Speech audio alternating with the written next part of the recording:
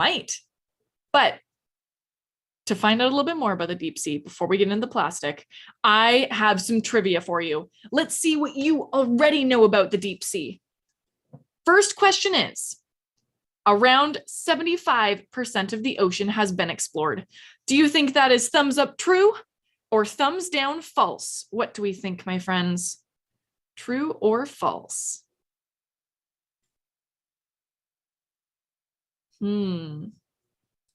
It's a tough one. In this case, the answer is false. Less than 20% of the whole ocean has been explored. Yeah, that's actually not that much. Some people like to say that we know more about the moon than we do about the ocean. I think that's pretty crazy. All right, next one. The ocean is deeper than Mount Everest is tall. Thumbs up for true, thumbs down for false. What do we think?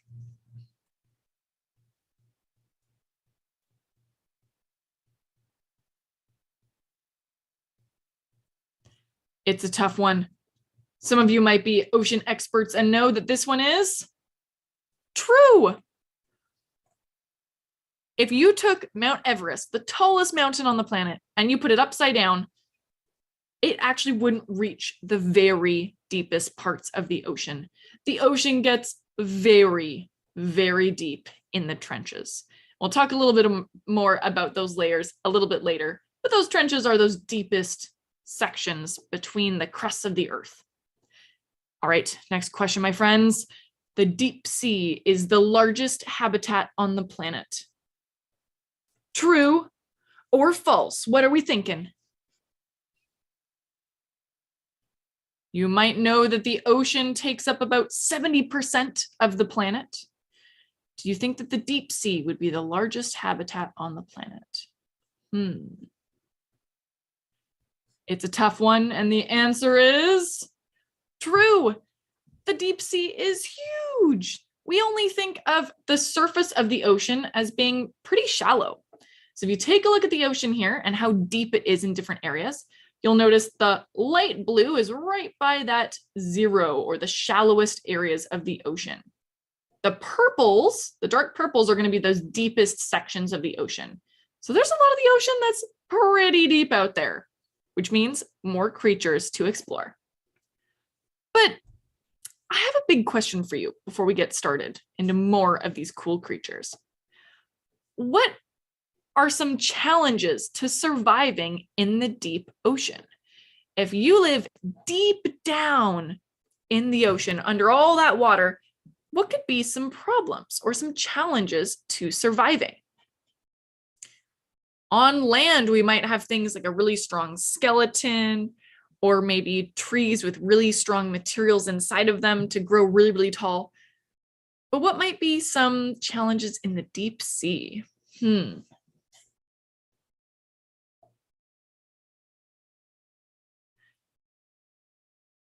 Maybe it gets really dark.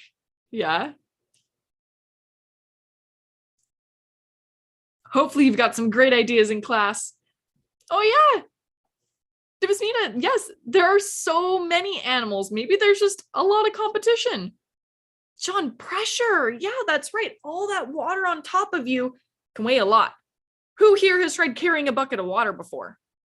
It gets really, really heavy. I mean, you'll be really strong. I'm sure you're all really strong and able to carry that bucket of water, but could you carry an ocean of water?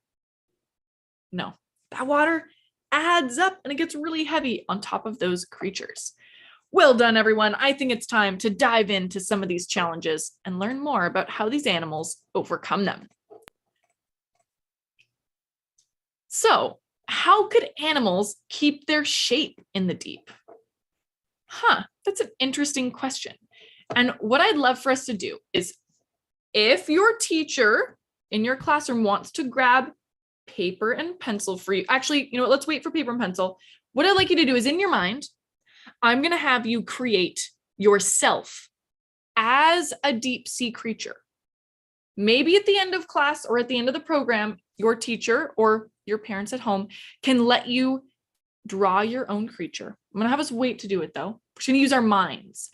And my first question for helping you figure out your creature is, what would you do to keep your shape? How might you be shaped? We noticed that maybe that Dumbo octopus was really squishy. Would you be squishy? Or would you have maybe a skeleton on the outside to help overcome pressure? What do you think? If you lived in the deep, what would you do? And I'll have us explore a little bit more about that pressure we were talking about, all that weight or pressure from all that water around you. On the left, we have this amazing decorated cup that we have made of styrofoam, and styrofoam can squish pretty easily, but we've had a class of students decorate it before researchers did some discovery down in the deep. That cup traveled all the way down with some sampling, all the way down, and after traveling down over 2,000 meters, it now looks a whole lot smaller.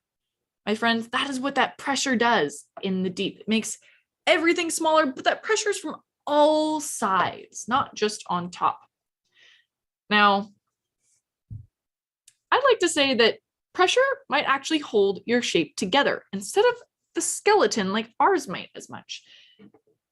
Some of you may or may not recognize this fish. It's pretty well known, but you might not recognize it in its habitat.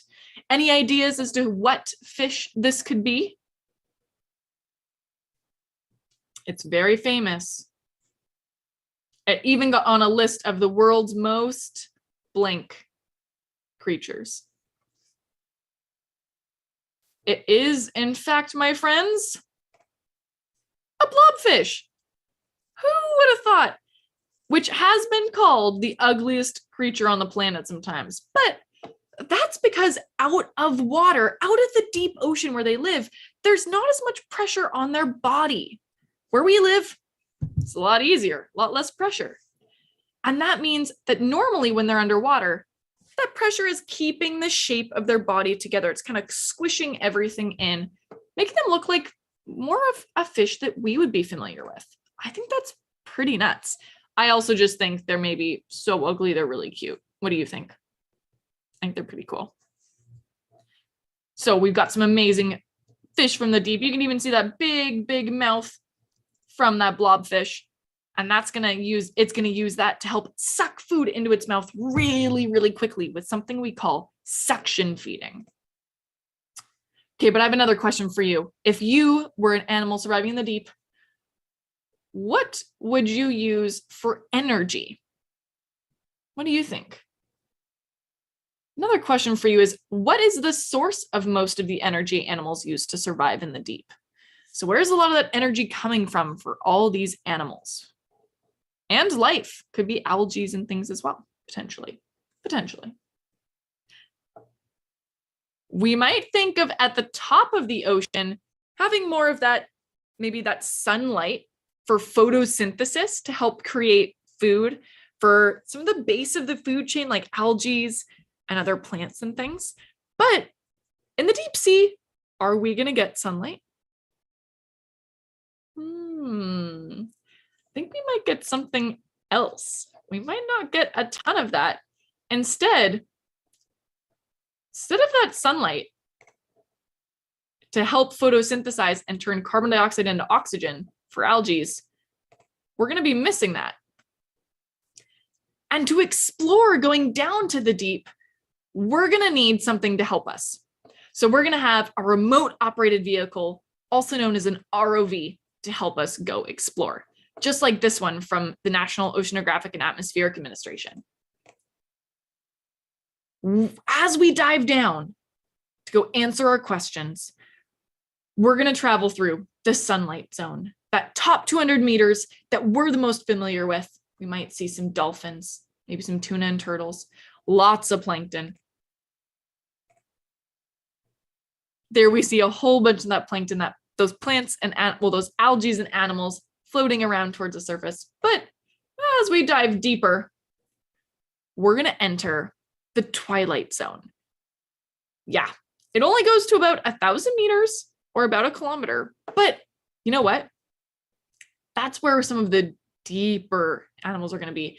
We're going to get some crazy jellyfish, some fish with some crazy adaptations to survive where it's getting darker. We might even see some bigger animals like some whales, like a sperm whale hunting for some big giant squid. And we might see those squid as we travel down to the midnight zone, even deeper. This is where we might start seeing those Dumbo octopus, maybe even a crazy fish creating some light like a lure. Any guesses as to what kind of fish that would be? Any ideas? We might have heard of it before. We are going to have an anglerfish right there. And there are many different kinds. But you know what? If we're not getting sunlight, where is that food going to come from for all these animals? We might not have the same amount of plankton for food. Instead, we're going to get something that could be a little bit gross. And that is marine snow.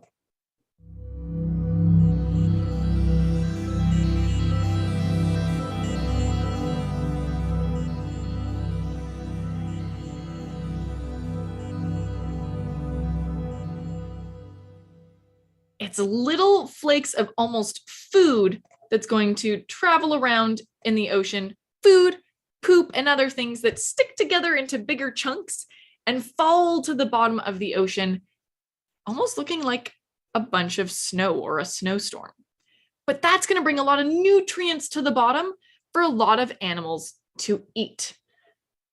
Let's go explore something else that might be a big feast on the bottom. It's not just the marine snow that might fall, it might be bigger items too. Wow. Octopus. Oh, Whale fall. whale fall. Oh, Here we go, baby. baby. Okay, Yes. It is phenomenal. We can't stop, can we? We We are- can stop and come back if you want. Yeah. I think Let's take our time with it, and then I we, think we it's have to worth come it. back anyway. Yeah. So. Video. That Oh is my amazing. god. Okay. So I can't hear Greg. Yeah, this is No worth a stop. way. This That's is like a baleen whale, and you can still see the baleen. Yes. The baleen is still there. Yep. Oh, That's this is Three, four, great. 5, 6, 7, 8, 9, 10, 11, 12. Someone count who has Twitter, tell 15 Twitter if you octopus. don't have one. Somebody tell Twitter. Twitter. I'm going to pause it right here because I want to tell you pretty much what's happened here is a lot of the time when a whale or a larger animal dies or passes away, unfortunately, their body is going to actually fall to the bottom of the ocean eventually. And that becomes a big feast for so many different types of animals, from things like worms to octopus to fish to sharks to crabs to many other animals. And that can be a great way for these animals to find that food. Let's take one more look. Let's slope back Look up. at the sediment to the left of the whale. Yeah, there's It's got- something on it growing. Yeah. Can we There zoom might out on be ours some just of so we get a those chance? worms. Yeah, bacteria mats, worms, something. Yeah, I'm thinking bacterial mat of some kind. Look at Look at Oh. Oh, that. that's not Worms. bacterial mat. No, they are That's worms. worms. Yeah. Look at that. So yesterday we were talking about seasonality in the deep sea and how episodic falls of food are a bonanza, I think is the word I use. Bonanza, So if yep. you come around And here's a positive bonanza. This is a, and yeah. basically spin around, and then you can give me Slope. So we got to see so many crazy creatures eating that whale that's fallen. But you know what? There's so much more. Let's take a look. Because Wow. not always everyone getting food from the whale. Sometimes there's another feast that goes on from what's happening around. Let's see if you can figure out who's eating. Yeah, there's couple. 3 right there. Oh, what do they have there? Oh my It's a feeding frenzy. Oh my gosh. What are they eating? A swordfish? Example of how into the benthos. Oh, big grouper.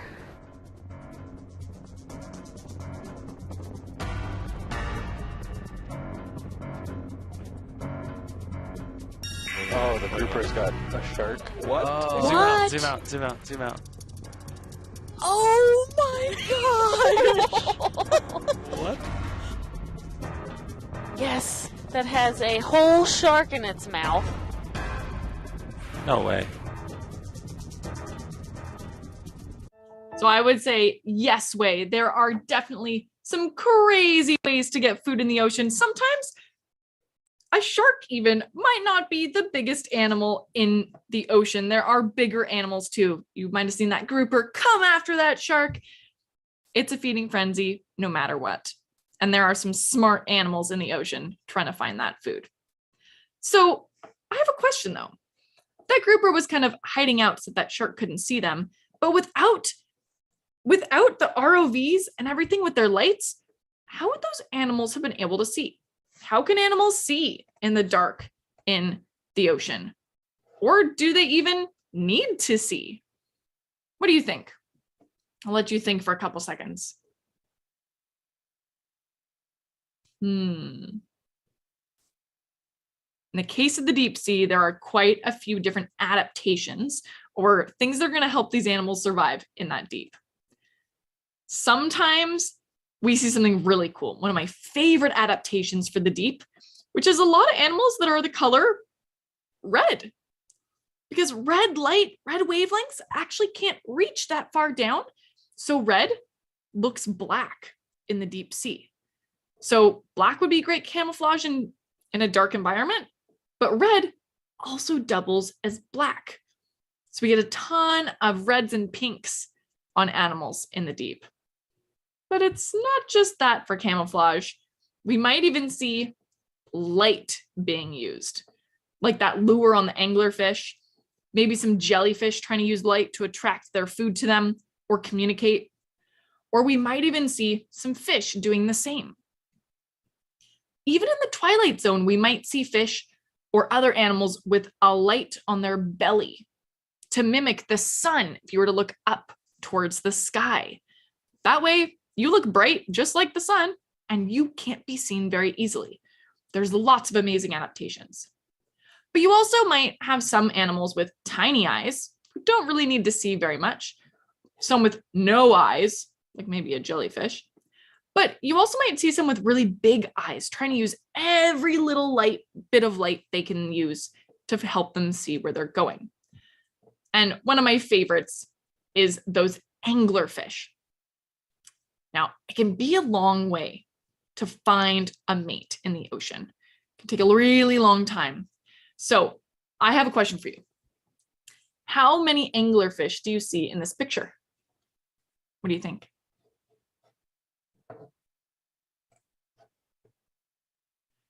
It's a tough one. We see one big one right here, and that's going to be the female. But a male anglerfish, kind of like some other animals, maybe some big seals or sea lions, where the female might be a lot smaller.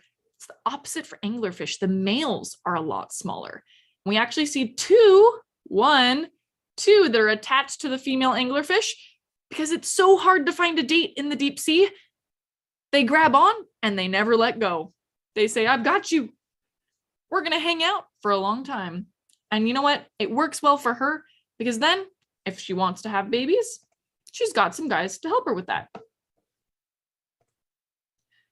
But there are so many amazing examples of light in the ocean. Even just these jellyfish show us quite a few amazing examples of the light shows that animals might see. So much biodiversity or differences between so many creatures. But you know what? There's so much going on in the ocean. We might feel really far from it. Is there anything that we humans do that might influence the deep sea? What do you think? What are some things that humans do that could be maybe not so good for the deep sea? I'll bring back that question of, do we think plastic can be found on the bottom of the ocean? What do we think? See some guesses of yes. Yeah, plastic has and is found all the time on the bottom of the ocean, unfortunately, all over the deep. And that's because many years ago, people used to think that the ocean was so big, if you put something in it, it would just disappear. And so we threw a lot of garbage in it. What we're now finding is that comes back to us. That garbage, it's not going to be good.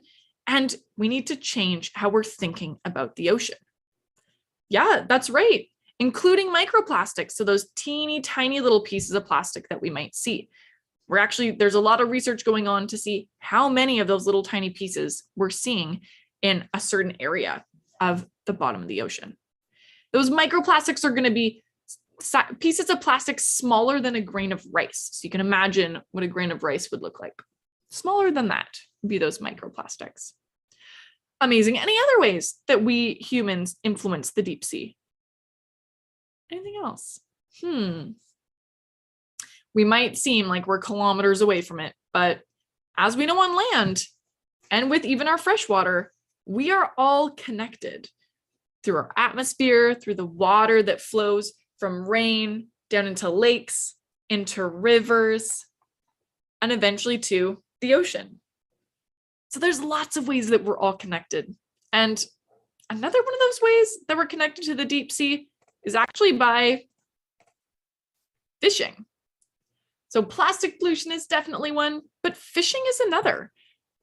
With technology we have today, we can actually put nets down really, really deep into the ocean, or even better, we can wait for some of those animals to migrate up towards the surface at night where they're not as deep, and then collect them. That can be great to feed us, but we have to be careful about how many and how we're catching those animals to make sure we're leaving enough in the ocean. And one of the challenges for fishing in the deep sea is to make sure we're only catching the species that we want. I have a few pictures here from a friend who actually found all of these extra animals from the deep caught when they were trying to catch a different fish. So we have on the top left here an anglerfish. We've got an eel pout, even a snailfish, and snailfish are some of the deepest living fish in the whole ocean. I think they kind of look slimy. What do you think? Do you think they look kind of slimy and snotty like a snail? I think so. But they look a bit different in their ecosystem, just like with that blobfish. And we also have some other fish here as well. But that can be a problem.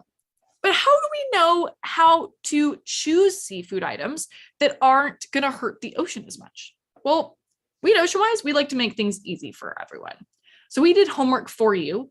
And if you go to the grocery store, or if you go to a restaurant and you see this Ocean Wise symbol, that means we've decided that that's a smarter choice for the ocean than many other options. It's not a perfect choice, but it's a smarter choice compared to many others if you're looking to eat seafood. And many people in the planet do need to eat seafood for their survival. So, my friends, thank you so much. What I would love to know is a few questions to think about as you imagine yourself as a deep sea creature. How are you going to deal with all that pressure? What is your body going to look like to do that? What are you going to do for light? Are you going to be able to see? Are you going to light up? What are you going to do in the dark? And how are you going to get your food? Are you going to want to, are you going to look for whale falls? Are you going to maybe eat marine snow? I mean, one of my favorite ocean animals is sea cucumber. It eats poop. There's lots of animals that eat poop, and we need those animals to recycle those nutrients. And then also, what else do you need to survive in the deep sea? And you can think about that, and maybe if you have time after the program, you can draw what you would look like as that animal. But if you have any questions about the deep sea or the ocean, please feel free to add those in the chat, and I'm happy to answer a couple of them. Okay, thank you, Daphne. I'm just typing out some questions right now. One is, how deep in the ocean have you ever been? Ooh, that's a great question. I haven't been that deep. I would love to be able to go down in a submersible, and be able to take a look on those deep sea submarines. But I've gone diving a bit deep, but probably only about 20 meters at most. So not super deep. Deep enough that you can notice it's a bit darker than at the surface, though. Doesn't take much to start getting dark in the ocean. Ooh, Miss Dang's class, how many animals are there in the deep sea? Oh my goodness, that's a great question. And I would say we don't actually know. Pretty much every time scientists are exploring the deep, they're discovering new species. So if you think that it would be really cool to discover something new, maybe you want to explore being a deep sea scientist when you grow up. There's a lot to explore and so many amazing new animals. There are even some cool programs like Nautilus that actually allow you to watch live when they're doing their deep sea exploration. So I highly encourage you to check that out. Oh, another question. Why can't we drink ocean water? That's a really great one. Ocean water is actually really salty. And that salt comes from little bits of minerals, the salt, from rocks and other debris when water is going down as rain along mountains or through rivers and streams. And all of it ends up in the ocean. And it all sits there over years and years and years and years and years and years and years. So it's really the big collection of salt from everywhere else that's entering, and it makes it really salty. And if we have too much salt in our body, it means we can't have enough water for our body to use. And we are largely water. So we need that fresh water to use. Many animals that live in the ocean actually get their water from the bodies of animals that they're eating. So that fresh water from the body of, say, that fish. Oh, another great question. I heard that we can get electricity from the ocean. Is that true?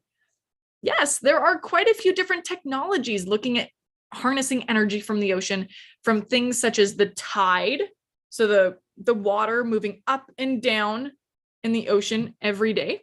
Some places it just does that once. Some places it does it twice. Depends on the shape of the land you're around. And that has to do with the sun and the moon and their gravity pulling on that water on the planet. And then the planet spinning within. I'm not going to go into details, but yes, tides as well as even waves. So we're looking at technology to harness the energy from waves as well, because those are strong. Water itself is super strong. Oh, another great question. Do dolphins really talk? Yes, many toothed whales do talk a lot. They are chatterboxes. And we actually have researchers at Ocean Wise who have looked at beluga whales and listened to their calls with an underwater microphone called a hydrophone. And you can actually listen and try and distinguish different calls that they're using. And they were able to figure out the different calls between a mother and her calf, the calf and the mother, and maybe one of those animals talking to another member of the family. So they could actually figure out almost like the name that they're using for each of those individuals, which I think is super cool. So yes.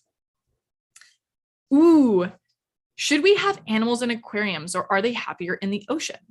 I would say that isn't a yes or no question. I think there's a big area in the middle, and that having animals in aquariums, if they don't have the appropriate space and care given to them, can be a big problem because we want to make sure those animals have a healthy life. But there's also some animals that might be rescued from the ocean. And if they were released back, they might not be able to survive on their own. And governments, such as here in Canada, the Department of Fisheries and Oceans will deem if that animal can be released or not. So if they can't be released, they can't go back. And that's where some animals will end up in aquariums from. But we can also learn a lot from those animals in aquariums, where you can do research up close with a wild animal that's used to you. Whereas would we go up to a wild animal normally? No, we give wild animals our space, or their space. So we can learn a lot from those animals, and that means that they can be an ambassador for their species and teach others about how we can better respect them.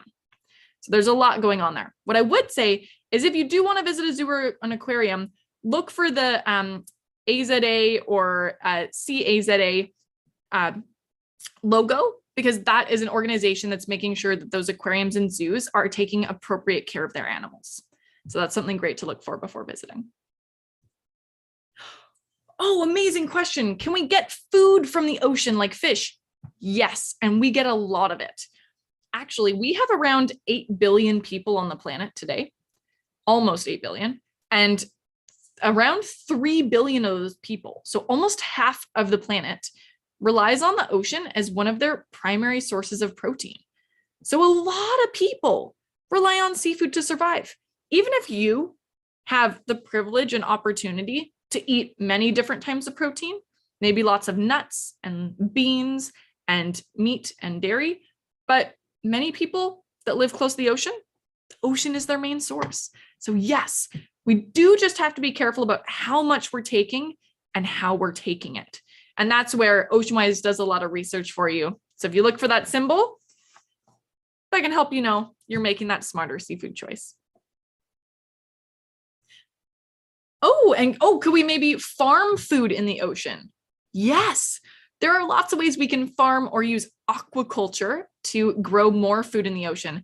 We're looking at Ocean Wise, we're looking to do that with seaweed, growing lots of seaweed in the ocean to eat, which could also support other animals that live in that ecosystem. But there's a lot of really great options, such as mussels and oysters, that we can actually grow on ropes in the ocean, and they feed from plankton in the water, filtering it, and that can actually help clean the water. Plus, all of them hanging on ropes can actually create an ecosystem or shelter for lots of other animals like fish that live nearby. So there are some great options. There are some aquaculture practices that aren't as great, but a lot of bivalves are amazing for the planet. Oh, another one. Is it true that the oceans are getting a lot warmer? I would say overall, yes. And the big thing about the ocean is it's so big, and water takes a lot more energy to warm than the air, that just a tiny little increase in the ocean can mean a big change in energy. And animals, just like the jellyfish that you might see behind me, they have a certain area or certain amount of temperature that they can deal with being where they're too hot or they're too cold. They need that range. And if they get outside of that, that can be a problem for surviving. So we do need to be careful about how much the ocean is warming. And one of the ways that you can do that is by using less items. By producing items, we actually use a lot of energy, maybe burning fossil fuels and contributing to climate change. But if we use less items, that means less input into the atmosphere. There's a lot of other things I'm sure we could talk about, and I think you could have some great discussions about that in your classrooms or at home with your families. Okay, thank you so much, Daphne. That was wonderful. It's Daphne from Ocean Wise. Everybody, let's give her a big hand. Thank you. So yeah, I will see you next week for Fun with Friends at 2 o'clock on Thursday. And yeah, thank you very much. We're over 30 of us here today learning about the ocean and the creatures that live in it. So thank you very much. Everybody wave goodbye. Thanks so much for joining, everyone. Have a great day. Bye. Thank you again.